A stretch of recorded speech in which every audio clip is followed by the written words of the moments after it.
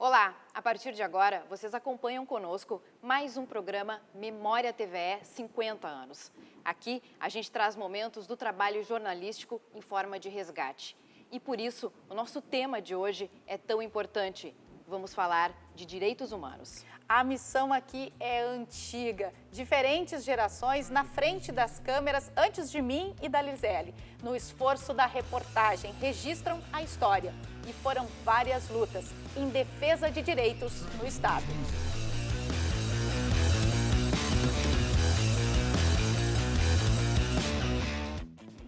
Ditadura, trabalho, presídios, moradia, imigração. Vamos começar por 1990, um dos maiores conflitos da história do Estado. O confronto entre colonos do Movimento Sem Terra e a Brigada Militar na Praça da Matriz, em Porto Alegre. Imagens transmitidas para todo o Estado pela TVE. Por volta das 11h30 da manhã, um pelotão de choque da Brigada Militar avançou para retirar os colonos da Praça da Matriz. Os Sem Terra enfrentaram os policiais e o tumulto começou. De repente, explodiu a violência. Os colonos atacaram com enxadas, foices e pedras. Os policiais com baionetas e gás lacrimogêneo.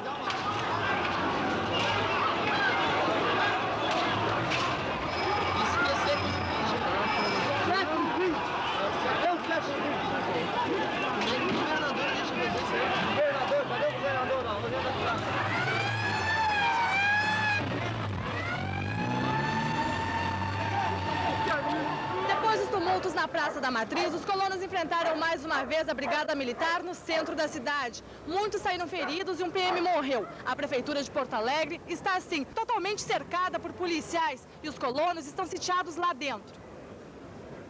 Aqui o clima era de desolação. Pareciam não acreditar no que tinha acontecido. Em seguida, iniciou o atendimento aos feridos. A maioria apresentavam ferimentos à bala.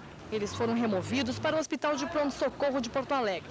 Foi rompido o clima de serenidade e de equilíbrio por parte daqueles que devem manter a segurança pública. E aí se criou o caos. Isto é grave. Eu acho que é o mais grave episódio na vida de Porto Alegre nesses últimos 20 anos. E é lamentável. A privação de liberdade é sempre relacionada aos direitos humanos. A situação do sistema carcerário e a vida de homens, mulheres e jovens dentro de presídios e unidades de internação. São depoimentos fortes que sempre levam à reflexão. Você vai ver agora partes de 3 programas. O primeiro trata dos presídios gaúchos, o outro do presídio feminino Madre Pelletier. E, por fim, falamos sobre as meninas do CASEF, o Centro de Atendimento Socioeducativo Feminino. A onda de violência que anda solta pelas ruas é a mesma que frequenta as galerias dos presídios brasileiros. É que o modelo prisional vigente não cumpre mais o seu papel. Está defasado. As casas de detenção são antigas. O Presídio Central foi construído em 1959 para abrigar 300 presos, mas foi inaugurado com 600, o dobro da capacidade. Foi projetado para ter 4 pavilhões e um hospital, mas a superlotação fez com que o hospital fosse desativado para se tornar mais um pavilhão. A superlotação sempre fez parte da rotina do presídio.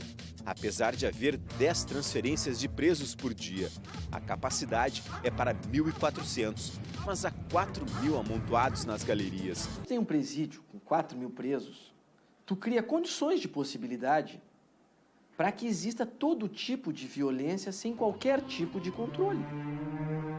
Se lá dentro o sistema penitenciário não ressocializa o preso, aqui fora não há nenhuma política pública para reintegrá-lo à sociedade. Faz 6 meses que Márcio tenta uma nova oportunidade. Fiz 9 entrevistas e não fiz nenhuma vez me chamaram. Se antes ele era pobre, desempregado, agora ele é pobre, desempregado e ex-presidiário. Muitas vezes um erro cometido precisa ser pago longe da família, do trabalho, dos amigos. Os dias passam num ritmo diferente, as esperanças se alteram, a vida ganha outro significado. 400 detentas do presídio Madre Pelletier conhecem muito bem essa sensação. 70% das presas estão detidas em função do tráfico de drogas, como Roberta.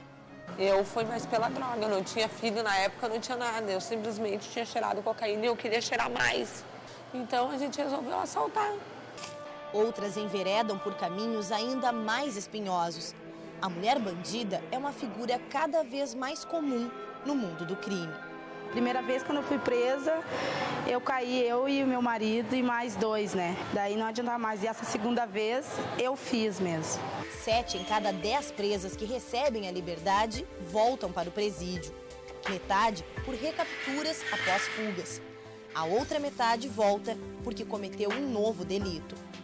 Eu queria ser jogador de futebol. Estudar, fazer faculdade de medicina, sabe? Ser veterinária, ser rica, sonho de criança é isso, né?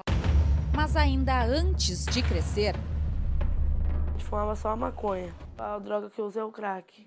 E do tráfico é um passo para ti, né? Se envolver com coisa errada e acabar matando uma pessoa. Elas são adolescentes privadas de liberdade, cumprindo medida socioeducativa na única unidade feminina do Rio Grande do Sul. É o Centro de Atendimento Socioeducativo Feminino, o CASEF, da Fundação Estadual responsável pelos adolescentes considerados pela Justiça como infratores, a FASE. Porque elas sabem que eu posso estar cobrando, eu posso estar até te xingando, mas é com afeto, é por se importar. Se vinculam a essas jovens, criam relações de afeto, relações de confiança, relações de dar o conselho bom. E isso, às vezes, é a grande falta na vida dessas pessoas. É um adulto que tenha sido uma referência positiva. A regra no CASEF é manter as meninas ocupadas. Em um dos 3 turnos, elas estão na escola. Nos outros, elas continuam o aprendizado. Além de oficinas como a biblioteca, a sala de corte e costura e o salão de beleza, a unidade oferta vários cursos de capacitação através de parcerias. As meninas também participam de um projeto que é de aprendizagem, mas que tem bolsa remunerada. Dentro da unidade funciona uma lavanderia e elas ganham meio salário mínimo por mês. A gente tem que centrifugar, lavar e secar, dobrar as roupas. Coisa que tu nunca fizeste em casa? Nunca lavei uma roupa em casa. É só a fase mesmo. O direito à moradia também é um direito humano fundamental. Há 6 anos, no programa TVE Repórter, visitei diferentes ocupações e conversei com dezenas de pessoas em situações precárias, na espera por um lugar seguro que chamamos de lar. Nos nossos arquivos, encontramos muitos exemplos de luta das populações menos favorecidas para ter acesso a esse direito. É difícil fechar os olhos, dar as costas para o Brasil sem lar, um outro país informal, sem direito, sem posse. Sentir sono, frio, quando não há nem cama nem teto. No Rio Grande do Sul, o déficit habitacional é de 370 mil moradias. 83% do déficit atinge famílias com renda de até 3 salários mínimos. Um imóvel neste bairro classe alta de Porto Alegre chega a custar mais de R$1 milhão. A casa da recicladora na Vila São Pedro custou R$800. O espaço é muito pequeno. Quando chove aqui, inunda tudo de água. Nesta parte da vila, a situação é ainda mais precária. Sem espaço, as casas precisam ser construídas assim, uma do lado da outra, sem espaço mesmo. Um outro problema é que algumas casas não têm banheiro e os moradores, dá uma olhada, improvisam com o balde. Nós fizemos ali, despejamos lá no esgoto lá, porque nesse aqui entope já. A falta de banheiro é apenas um dos dramas da Gari Rosa Maria. Rosinha, como é conhecida, mora há 42 anos na Vila São Pedro, numa única peça, onde mal cabe uma cama. Quando chove, às vezes chega a vir água até aqui em cima. Perco tudo, já perdi documento, tudo. Raiva, vergonha, decepção, o que fazer, para onde correr? Na rotina cruel, até sonhar é difícil. Mas o que eu vou fazer, meu anjo? Não posso fazer nada. Eu trabalho de gari. Olha minhas mãos aqui. Isso, esses são calos, só deixa... Calo só da vassoura. Calo de varrer mesmo. De varrer mesmo. Não aguento ver elas assim que dá vontade de largar o carrinho assim num canto e sair correndo, sem olhar para trás.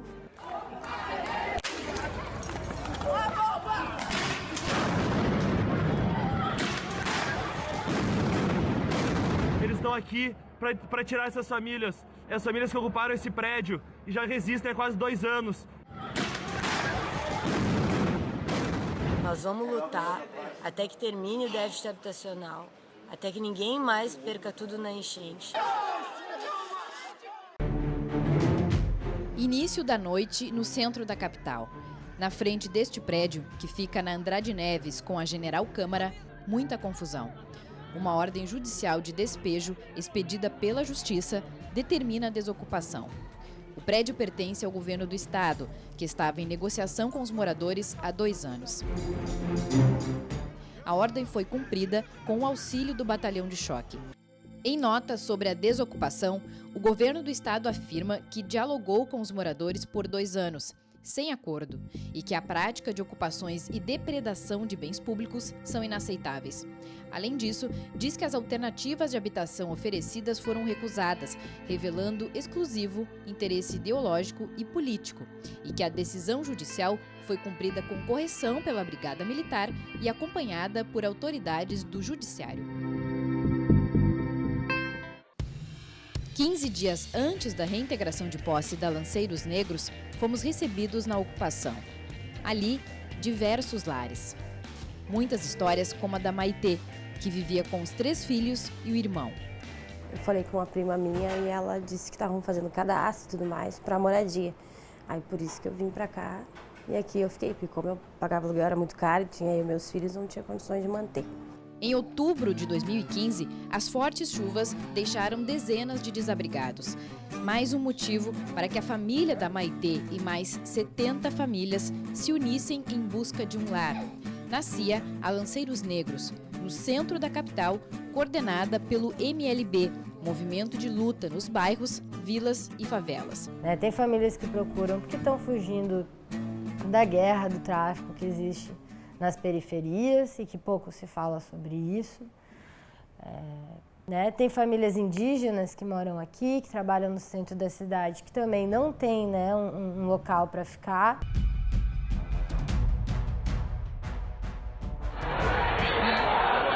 Hoje em Porto Alegre se estima que existam cerca de 800 ocupações. Essas ocupações, elas são dos mais diversos tipos. Existem muitas ocupações de pessoas que já moram há 20, 30 anos em áreas que estavam assim abandonadas, deixadas. Essas áreas, elas são públicas, são privadas, né? É bem misto. E existem também as ocupações que a gente diz assim que são ocupações de emergência, que são ocupações de urgência. São ocupações feitas por pessoas que simplesmente ficaram sem casa, ou por alguma tragédia ambiental, ou porque não conseguiram mais pagar o aluguel, ou porque eram moradores de rua. Ela não é como um automóvel, ela não é como um relógio, né? Uma mercadoria qualquer. Ela é uma mercadoria que dela depende, por exemplo, a inclusão, né, das pessoas, né, como cidadãos, como seres humanos, né, se construir como seres humanos em uma sociedade.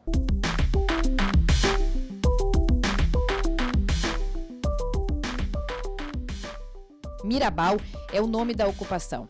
Uma homenagem às irmãs Pátria, Maria Teresa e Minerva Mirabal, que se opuseram à ditadura de Rafael Trujillo na República Dominicana e foram assassinadas em 25 de novembro de 1960. A data acabou escolhida como Dia Internacional da Eliminação da Violência contra a Mulher. A ocupação Mirabal é uma ocupação diferente. E ela acabou se tornando um centro de referência para essas pessoas. Aqui a gente está na sala da acolhida. É um centro de referência para acolher mulheres vítimas de violência e em vulnerabilidade social. A ocupação ela foi realizada no dia 25 de novembro do ano passado. Então a gente já completou mais de 6 meses, que está desenvolvendo o trabalho e o projeto. Ana está sob medida protetiva. Eu tinha um companheiro há 7 anos e todas as vezes que eu fugia, ele me achava. Já fui para outro abrigo, ganhei audiência e depois que saía a protetiva, tudo ele não respeitava, vencia, ele me pegava na saída do serviço. E foi na Mirabal que grande parte das pessoas despejadas da Lanceiros Negros se reuniu. A gente vê que a política habitacional que o município de Porto Alegre tem não acompanha nem um pouco a necessidade de moradia. A lei nos obriga, a tomar caminhos que realmente venham em favor de todos, não em favor de alguns. E quando o direito de ter uma moradia ultrapassa fronteiras? Nas nossas memórias também está a situação dos imigrantes e refugiados que saem dos seus países e buscam uma nova vida no Rio Grande do Sul. A região metropolitana de Porto Alegre é um dos principais destinos dos refugiados que vêm para o Rio Grande do Sul. São em lugares como este que palestinos, afegãos e colombianos tentam dar um novo rumo em suas vidas. Este colombiano está com a família desde setembro do ano passado aqui no Brasil. Para preservar o casal, não vamos revelar a identidade. Eles fugiram de uma cidade portuária da Colômbia que tem sido reduto de rebeldes, paramilitares e narcotraficantes devido à localização estratégica para o envio de droga ao México e aos Estados Unidos.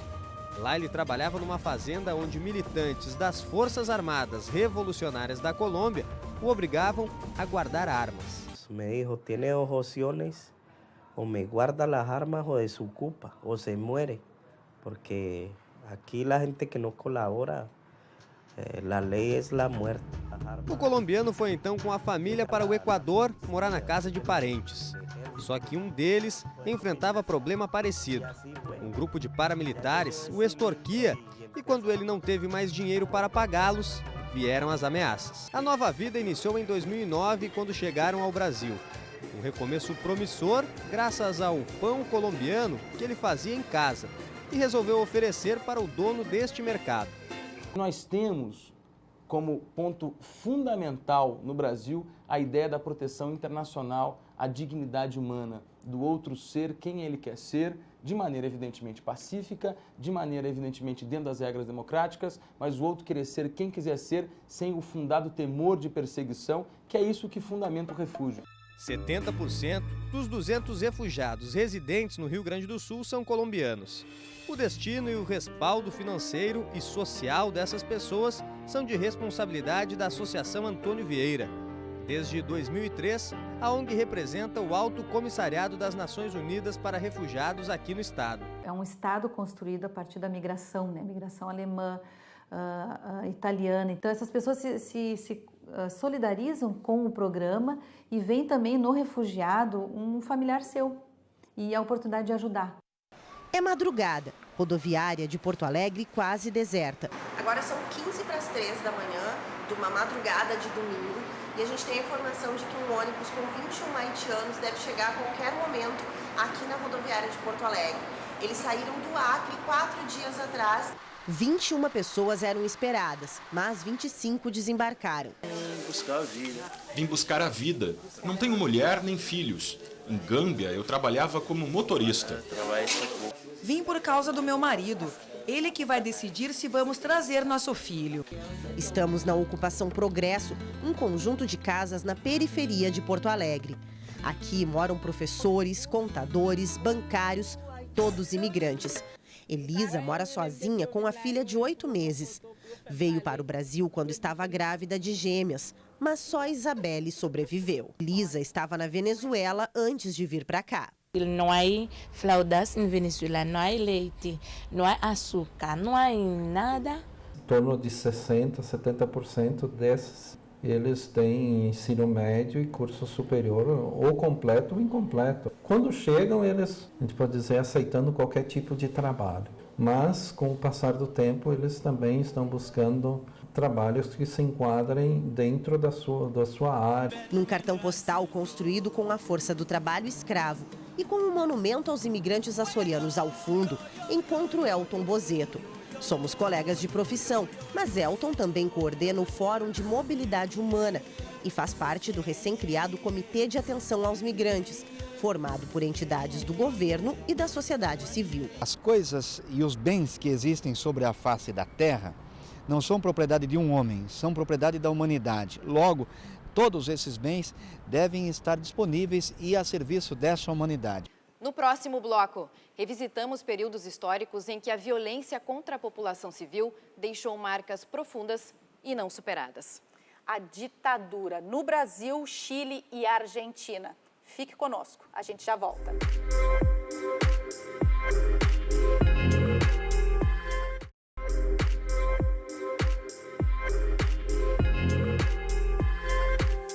Memória TVE 50 50 anos direitos humanos. Estamos de volta e nesse segundo bloco veremos documentários e reportagens sobre a história recente da ditadura nos países vizinhos e no nosso país. Quando o golpe de 64 completou 50 anos, uma série de reportagens mostrou como a ditadura aconteceu, principalmente aqui no Rio Grande do Sul.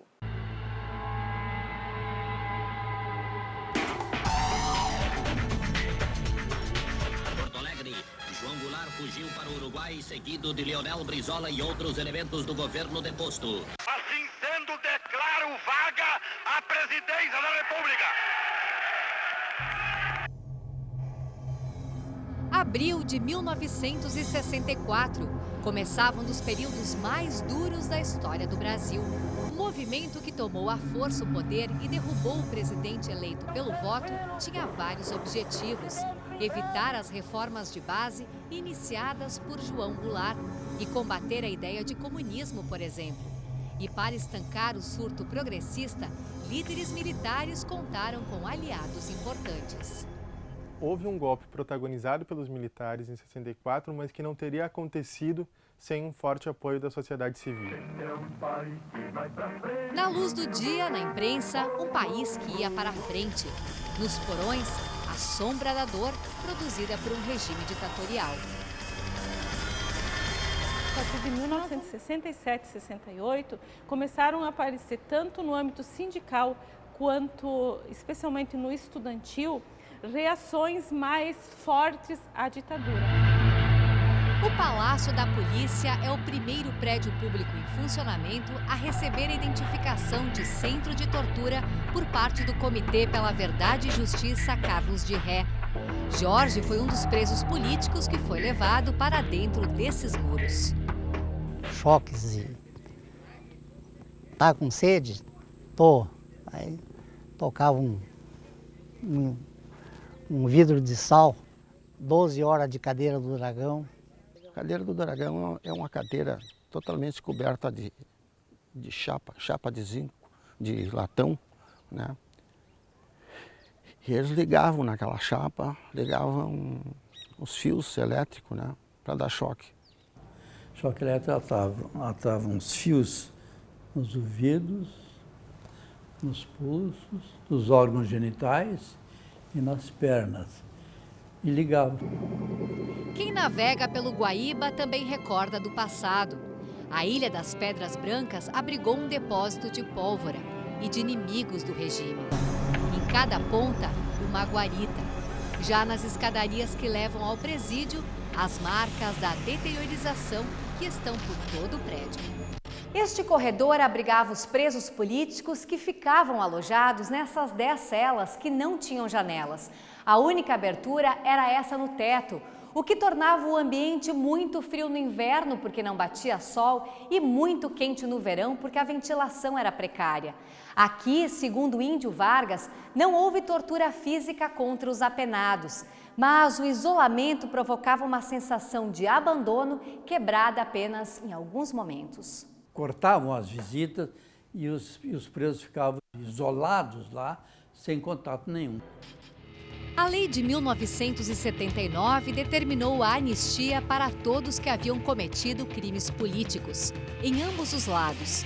Ainda pesa sobre a nossa realidade alguns traços do passado, como, por exemplo, em relação aos crimes contra a humanidade cometidos por alguns agentes do Estado que tinham pessoas, presos políticos, sob sua custódia.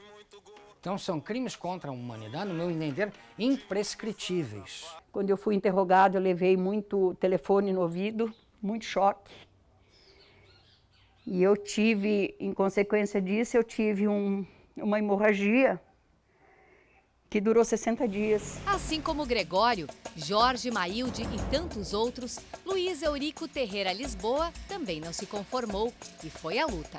Luiz Eurico teve diversas prisões e uma delas foi a condenação a 6 meses de prisão pela absurda tentativa de do crime que ele cometeu foi tentar reabrir o Grêmio do Julinho. Em 1979, o seu corpo foi encontrado no cemitério de Perus, em São Paulo. Dentre os desaparecidos políticos, foi o primeiro corpo localizado. Em junho de 2013, um laudo da Comissão Nacional da Verdade desmontou a versão oficial para a morte do militante. Eu tive a prova, que o laudo é uma prova, né?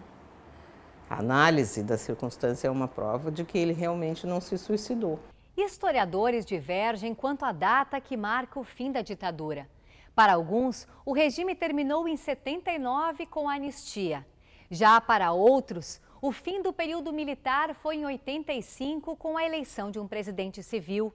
Já uma terceira corrente defende que o marco final chegou com a Constituição de 88. Em comum, a certeza de que o fim desta época trouxe de volta liberdades simples, mas fundamentais para a real democracia. O direito de ir e vir, a liberdade de pensamento, a liberdade de expressão, a liberdade de comunicação, a liberdade de imprensa, a liberdade de manifestação e tantas outras liberdades. As manifestações contra o aumento das passagens de ônibus, que aconteceram no ano passado, são exemplos claros do exercício dessas liberdades. E se atualmente os estudantes podem soltar o grito de indignação nas ruas, é graças à coragem de seus pais e avós, que brigaram e não desistiram. Histórias que mudam de idioma, mas continuam próximas. Em 2008, o TVE Repórter contou a história do sequestro dos uruguaios Universindo Dias e Lilian Celiberti, 30 anos depois do rapto em Porto Alegre. Um revés para a chamada Operação Condor, que unia os aparatos de repressão de vários países latino-americanos com o apoio dos Estados Unidos. Estação rodoviária de Porto Alegre. Começa aqui o sequestro dos uruguaios. Lilian Celiberti é presa por policiais. O companheiro de Lilian, Universindo Dias, e os filhos dela, Camilo, de 8 anos, e Francesca, de 3, também são localizados. Todos vão parar no DOPS, Departamento de Ordem Política e Social, na sede da Polícia Gaúcha. Lilian e Universindo são submetidos a torturas, as mesmas praticadas pelo regime militar para obter informações de presos políticos brasileiros. O destino de Lilian e Universindo e das crianças seria aquele que geralmente acontecia na operação. Matavam os adultos, matavam e desapareciam. Seriam mais um número de desaparecidos. E as crianças, eles acabavam dando para famílias de repressores que não tinham filhos. Eles teriam sido mortos, não tenha dúvida nenhuma, mas era natural.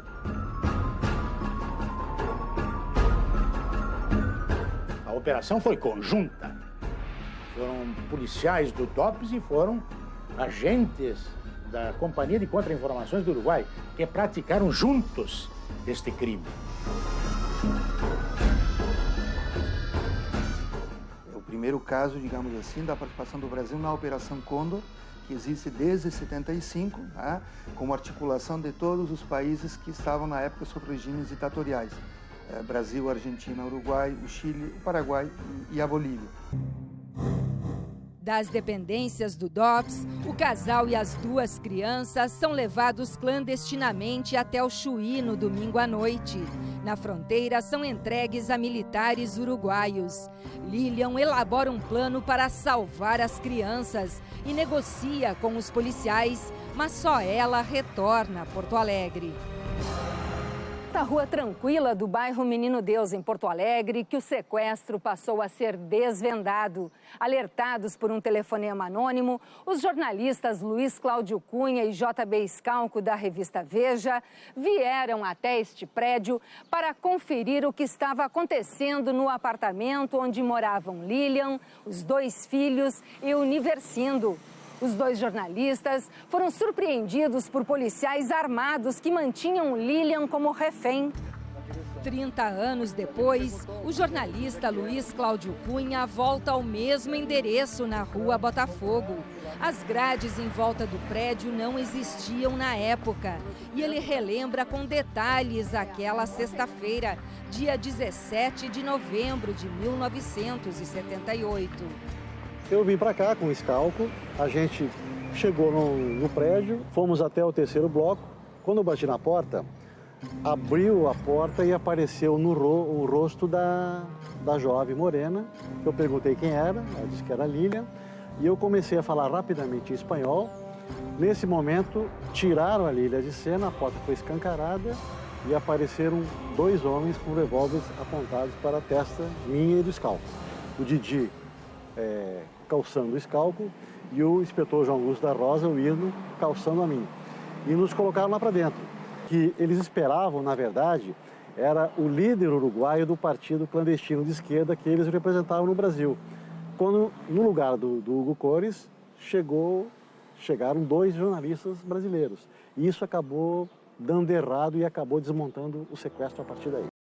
Lilian Celiberti continua na luta pelos direitos humanos e falou ao TVE Repórter sobre o sequestro depois de 30 anos.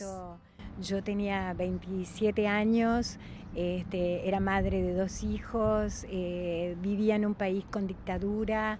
Me indignaba profundamente eso y además había muchísimos uruguayos, amigos, desaparecidos en Argentina, que fue lo que me llevó a Brasil a hacer esa campaña por los desaparecidos. Entonces, no lo sé, yo hoy soy una persona comprometida con mi tiempo, con mis cosas, con la militancia por los derechos de las mujeres y por lo tanto, de alguna forma, siento que tengo una continuidad. A discussão sobre a ditadura sempre acompanha a questão da anistia. Quando a lei da anistia completou 35 anos, foi ao ar uma série de reportagens sobre a legislação que anistiou tanto quem saiu do país por causa da luta democrática, quanto os crimes praticados pelos agentes do Estado.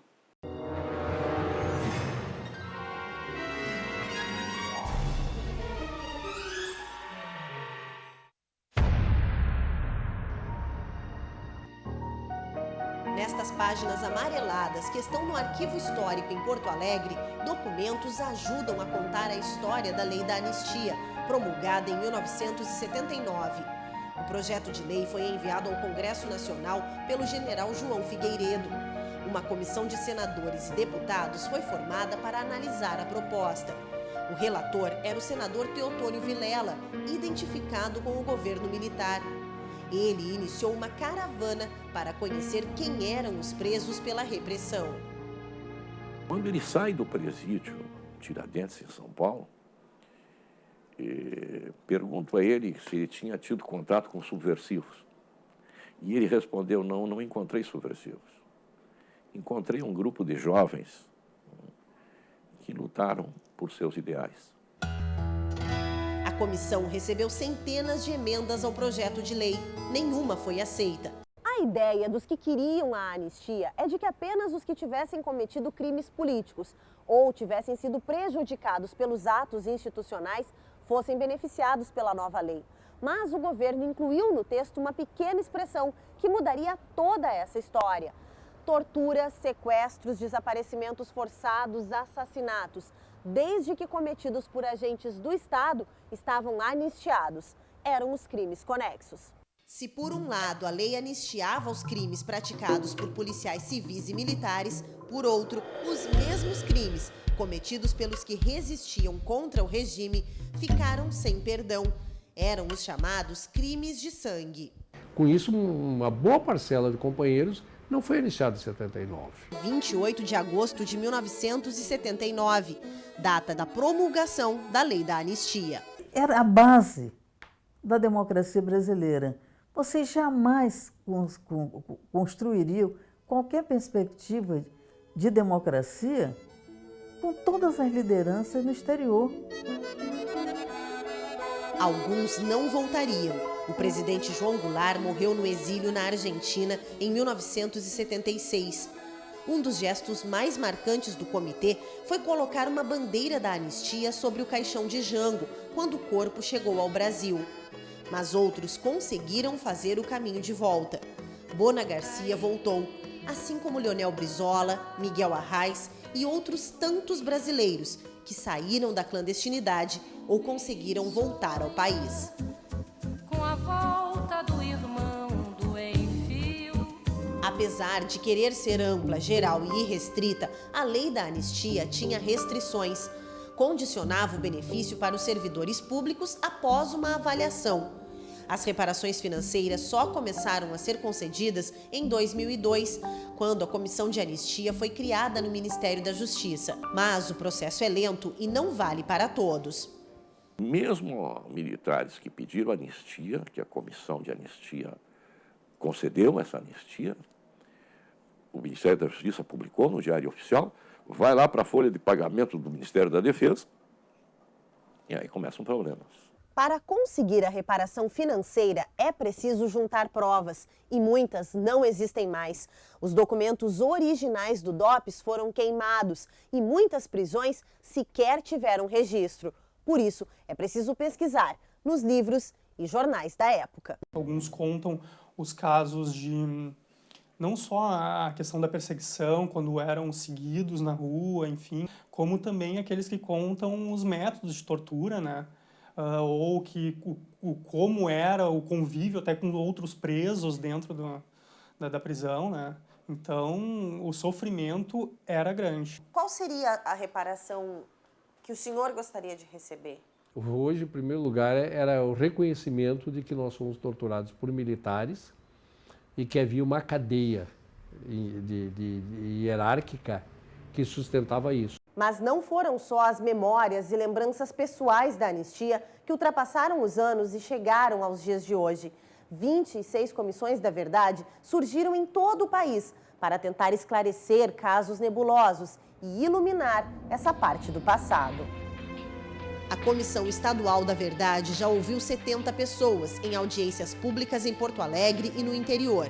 Documentos entregues à comissão ajudaram a esclarecer a morte do deputado Rubens Paiva no Rio de Janeiro. No Rio Grande do Sul, um dos focos é a investigação das violações que ocorreram no início do golpe, até 1966. O que abrange a repressão aos grupos de 11, o caso das mãos amarradas, a repressão a centenas, a milhares de gaúchos que foram submetidos a comissões de inquéritos, a repressão aos militares legalistas, as pessoas das 3 Forças Armadas e da Brigada Militar que foram reprimidos, perseguidos, caçados, expulsos, presos, torturados, porque tinham participado da legalidade, por exemplo, em 61. E não é só o resgate da memória. Quem critica a forma com que a lei da anistia foi aprovada, vê na postura das polícias atuais um resquício trazido pelas deformações da lei. A lei da anistia, por ser incompleta, por ser muito fraquinha, ela gerou nos aparelhos repressivos do Estado esta sensação da impunidade. Como legado desse perdão dado aos agentes do Estado, nós temos uma dificuldade muito grande de romper com aquela experiência ditatorial. Não foi o que a gente queria, mas foi o possível. A anistia foi a anistia do possível. Foi importante para quem estava fora? Sim.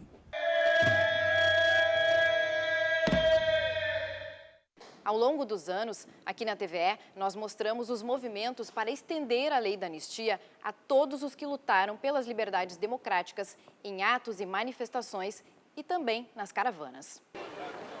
Para lembrar a data, o movimento de ex-presos e perseguidos políticos, junto com o movimento de justiça e direitos humanos, fizeram uma manifestação no centro de Porto Alegre.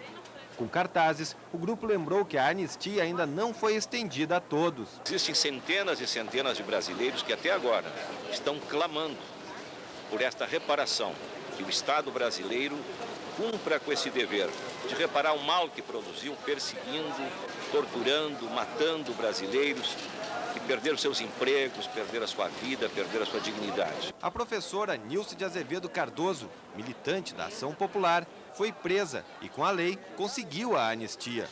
Hoje, luta para que o direito seja estendido a todos. A gente está tentando ampliar para que as pessoas que sofreram todas essas prisões e arbitrariedades possam ver seus direitos reconhecidos. Dos 70 mil processos recebidos, a Comissão da Anistia já julgou quase 60 mil. A caravana já passou por todas as regiões do país. Nós cremos que a dignidade que foi lesada no passado, o estigma que foi inserido no perseguido político no passado, deve ser resgatada no local onde ela foi ferida, em meio à sua comunidade, em meio aos seus familiares, em meio às gerações do futuro. Na cerimônia de abertura da caravana, um certificado de anistia política ao ex-presidente João Goulart foi entregue ao filho José Vicente Goulart. Nós que conhecemos essa história, temos certeza que as forças da reação ainda imperam em nosso país, escondidas nas trevas e escondidas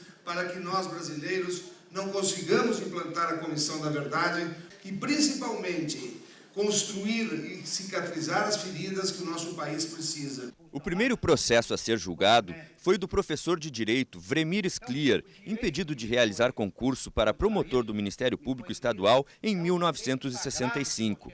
Na época, o procurador-geral, que tinha sido meu professor, me disse que o indeferimento era por motivos secretos e ele não podia revelar os motivos.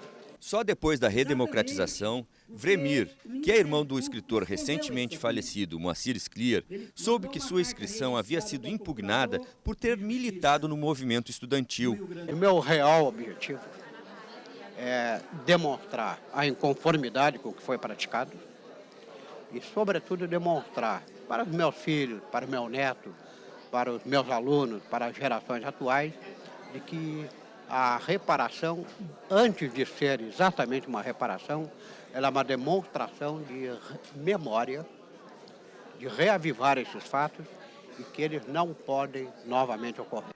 As ditaduras cívico-militares se espalharam por toda a América Latina e a gente também discutiu isso por aqui. Os anos de chumbo no Chile foram retratados pela TVE. O documentário sobre a ditadura Pinochet foi o primeiro programa de TV a receber o Prêmio Ari de Jornalismo, um dos mais importantes do estado.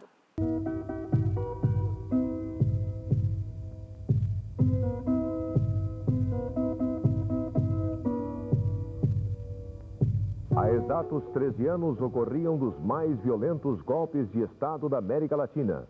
O Palácio de la Moneda era bombardeado por terra e ar.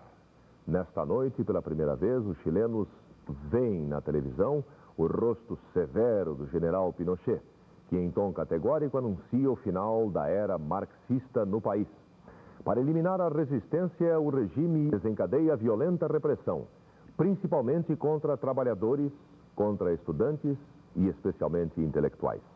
Todos os partidos de oposição são proscritos, a imprensa é censurada. Normalmente, quando se fala em greve, a gente pensa na greve como sendo uma arma da esquerda, não é isso?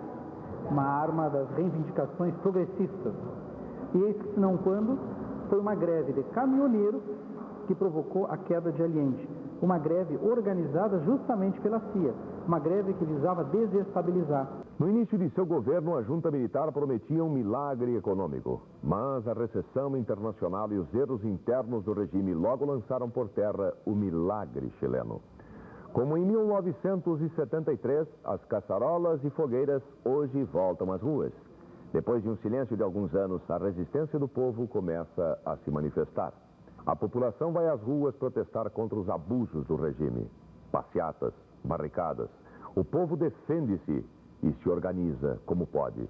Paus e pedras contra o gás lacrimogêneo e os cacetetes dos pelotões de choque. Bom, a Anistia Internacional considera que há hoje um verdadeiro clamor em torno das violações sistemáticas aos direitos humanos no Chile. Nós, inclusive, pensamos que o Chile é hoje um dos países onde os direitos humanos não são violados de maneira eventual, mas são violados, como tinha colocado, sistematicamente, a diversos níveis. De onde veio a inspiração para escrever Entre Amor e de Sombra? De um caso real Un hecho que ocurrió en Chile en 1978, descubrieron una mina abandonada donde había 15 cadáveres de personas que habían sido asesinadas por los militares en 1973. Entre esos cuerpos había 5 miembros de la misma familia, 4 hijos y el padre. Y entonces yo leí la noticia en Caracas y pensé en la familia, en las mujeres de esa familia que habían buscado durante 5 años a sus hombres y durante 5 años no pudieron llorar por ellos, ni enterrarlos, ni rezar por ellos o llevarles flores a una tumba. E nós fechamos esse especial Memória TVE 50 anos com parte do programa TVE Repórter Memória e Verdade Argentina, que levou a questão dos direitos humanos para todo o estado. A partir dele, o projeto TVE nas escolas exibiu uma série de outros programas em instituições de ensino públicas e privadas para centenas de estudantes. Em um esforço internacional, a gente passou uma semana na capital argentina e depois aqui no Rio Grande do Sul. Para a TV pública do Estado gaúcho, foram abertos os arquivos, os locais, e a gente foi recebido pelos principais atores para mostrar o que lá eles chamam de terrorismo de Estado, praticado durante a ditadura. Mas antes de encerrar, a gente lembra que esses conteúdos completos, como essa memória sobre a ditadura argentina e os seus reflexos, além dos outros temas, eles podem ser vistos no YouTube, nos programas originais. Acesse lá. A comunicação de qualidade comprometida com um olhar humano também é um direito. Reportar é evitar apagamentos e repetições de histórias cruéis que violam a vida. E que venham, não é, Simone, mais 50 anos de trabalhos que muito nos orgulham e que seguem no ar.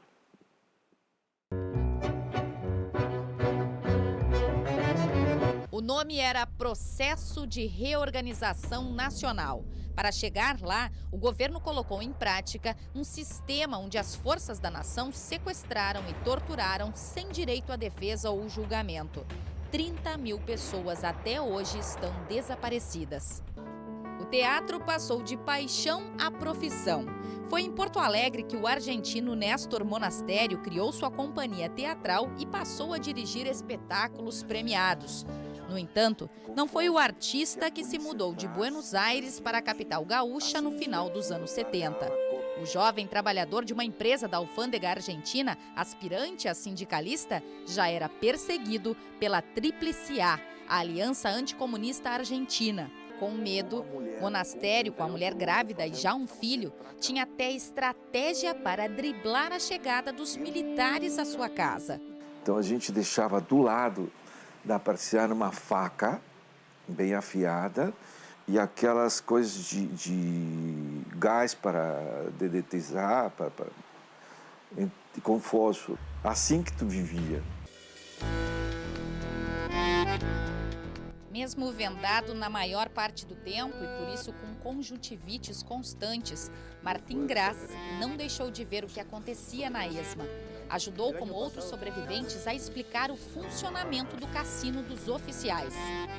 O sótano era o lugar onde se torturava, onde estavam os boxes, havia 5 boxes onde se utilizava a picana, a vezes os 5 boxes funcionavam ao mesmo tempo, havia uma enfermeria. Incluso havia um médico del Hospital Naval que asesoraba las torturas por si algún secuestrado tenía una información valiosa que no muriera de un paro cardíaco. Lo reanimaban muitas vezes para continuar com a tortura. No porão funcionavam as picanas elétricas, choques usados para assustar o gado, adaptados à tortura. Também as oficinas de trabalho forçado, onde os presos falsificavam documentos de identidade de propriedade de imóveis apropriados pelos militares. No primeiro piso funcionava o operativo da inteligência dos militares no chamado Salão Dourado. No outro extremo, no último piso e no sótão, sem celas, apenas com colchões sobre estrados, lado a lado, os prisioneiros ficavam na capucha, referência ao capuz que sempre cobria os rostos. Os detenidos subiam e bajavam por la escalera com os ojos vendados ou com as capuchas e com cadenas en los pies, en lo que se llamaba el trencito, es decir, tú ibas apoyado en la mano del del que iba adelante. Nas escadas estão as marcas das correntes que os sequestrados levavam nos pés ao passar por 2 andares de dormitório de oficiais que visitavam a ESMA. El hotel, los 2 pisos de hotel, estaban entre un campo de concentración arriba y una sala de tortura abajo.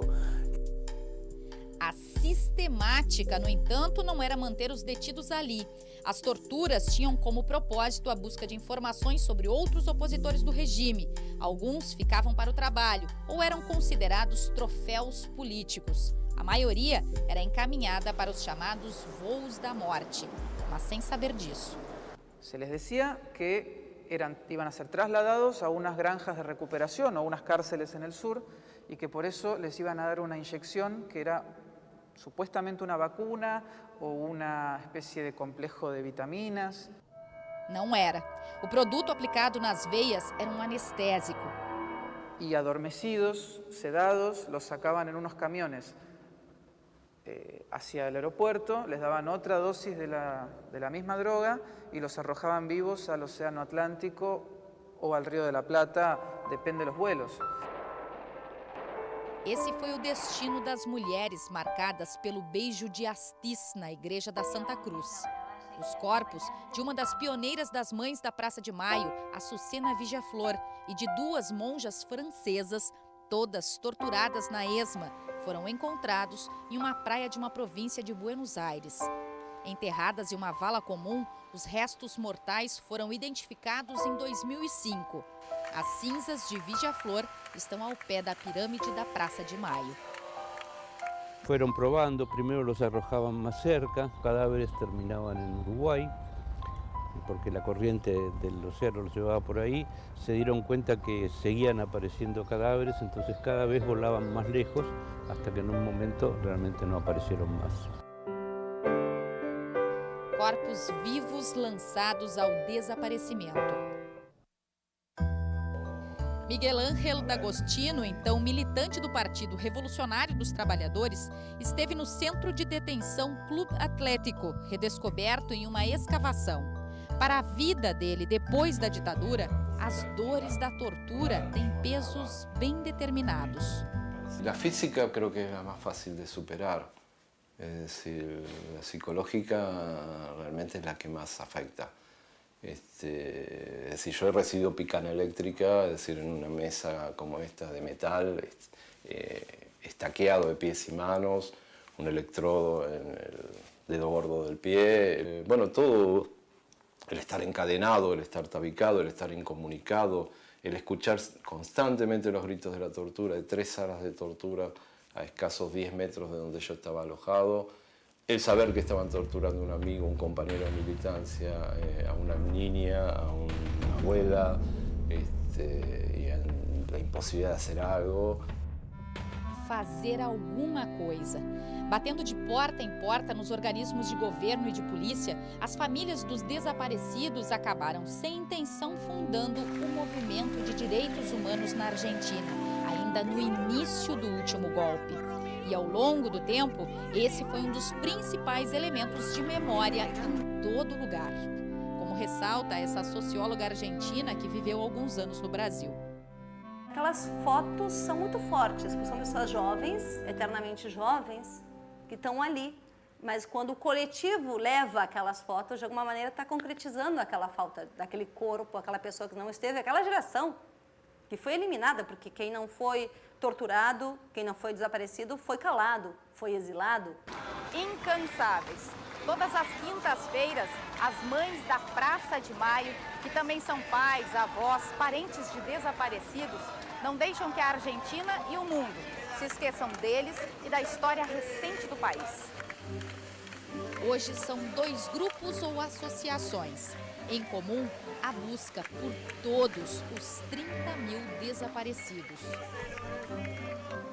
Aquel día 30 de abril que estuvimos ahí 14 mujeres, ¿no? Cuando nos juntamos, pensando en nuestra inocencia que íbamos a tener respuestas. Jamás se nos cruzó por la mente que íbamos a llegar 37 años y todavía íbamos a estar acá en la plaza.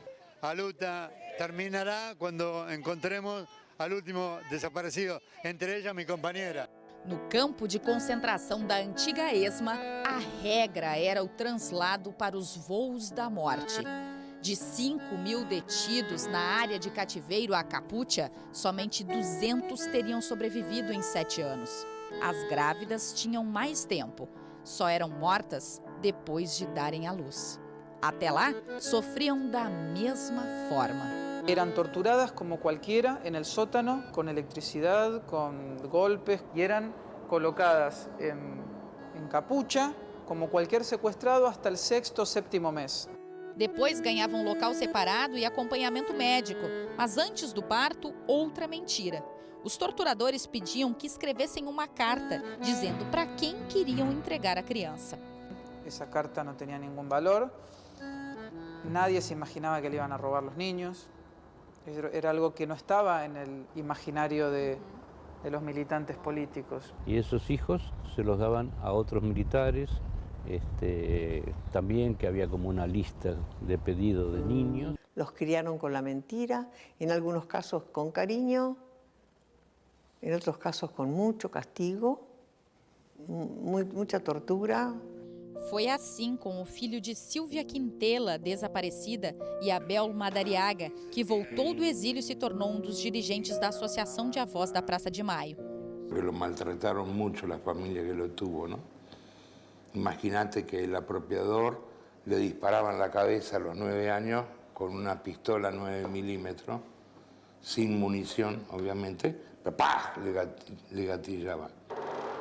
Y cuando él intentaba nadar, intentaba ahogarlo, le ha pegado físicamente. Entonces, es toda una historia muy terrible, ¿no? O vazio acabou.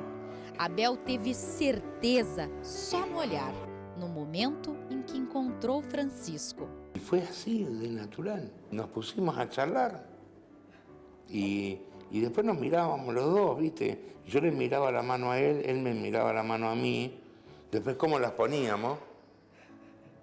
No, y es una locura genética. Mas reescrever a história não é condenar os militares como indivíduos. Si nosotros decimos eran todos psicópatas, estamos ocultando la política.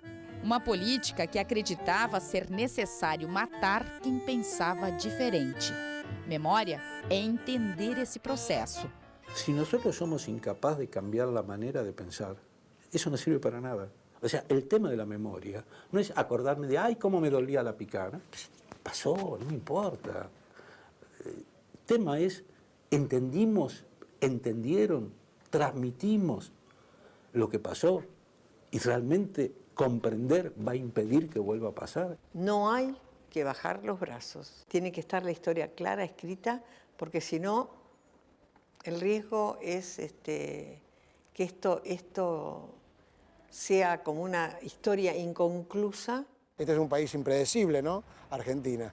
Es un país donde pueden pasar cosas muy rápidas. Hay que tener cuidado, hay que seguir trabajando, hay que seguir componiendo canciones y hay que estar en contacto con la lucha, con toda la gente que lucha por los derechos humanos.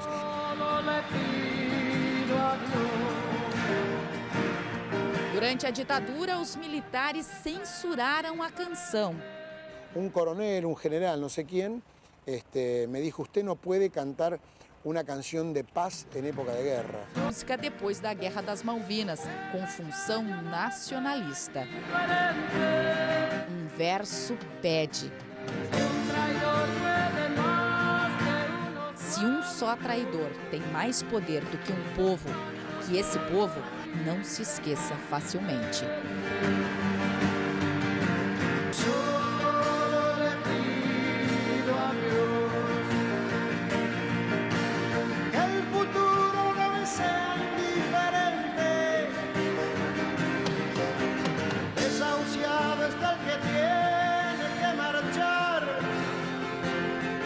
A vivir